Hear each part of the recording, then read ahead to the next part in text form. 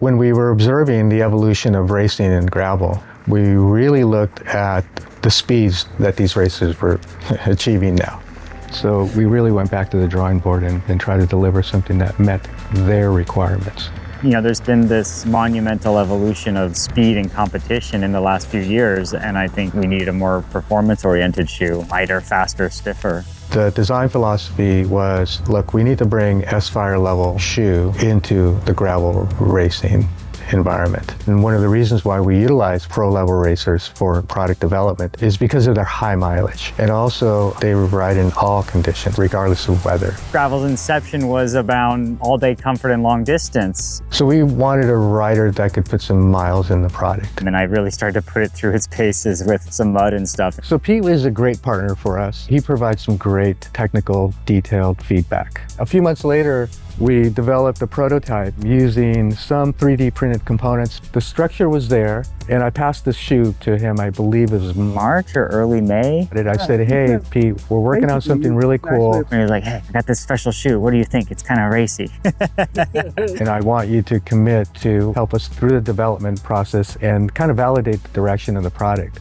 So rigidity is very important on a race shoe, is for that rider to get a sensation of his power being transferred 100%. The road stiffness and the fit Stabilizes the foot, which stabilizes the knee, which ultimately improves pedaling efficiency. It was pretty much instantaneous. I mean, it was within the first ride. Man, he was so happy when he got the sample. His first initial impression was overwhelming. It was just night and day. And I always choose my gravel shoe depending on if I'm gonna unclip or not. If there's running or mud, I need a mountain bike platform. And if there's zero unclipping, I generally run my road cleat. With the RX9, we essentially made the same outsole stiffness as a road platform. He was very impressed not only with the rigidity, but with what he called the secret sauce, or I think he coined it the nectar. It's like once you taste that sweet nectar, the old stuff doesn't taste good anymore. The nectar that he was talking about was the Pontoon. The Pontoon Cleat interface is an independent component lug system. The real benefit there is that you have this perfect interface regardless of cleat position. That pontoon system, that first click and the stabilization was like the aha moment for me. So literally, you're glued to the pedal. You have rock solid interface. It's the mountain bike engagement, but it felt like the road platform, which is what you want for stabilization of racing. That was probably the most critical feedback we got from Pete. The pontoon was working,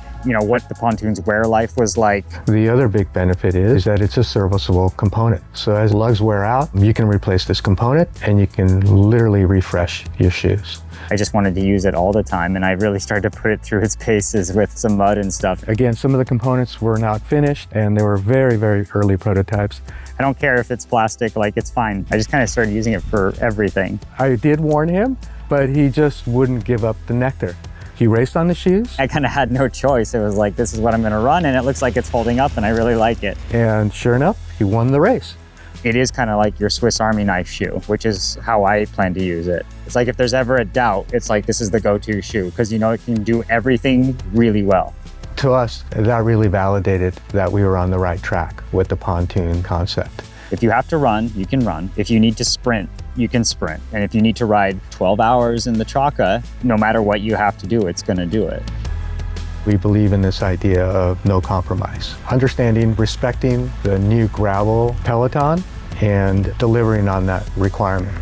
Gravel's becoming its own discipline. It's not a hodgepodge anymore. You know, we were all running road bike parts initially, but now we're running a dedicated GRX group set, and it's time for shoes to follow. With the recent influx of the professionalism in gravel racing, really pushed us to develop a world-class level racing gravel shoe. I'm most proud of how the team came together, the factory, the R&D team, and of course our testing process. The fact that Shimano came to me and Jesse brought this to my attention, that was everything I want in a partnership. And to actually like help build something that's so gratifying, and I was so humbled to be asked that and honored to have a role to play in this. I'm also proud that we have an all-white gravel shoe. That's good shit, Jesse.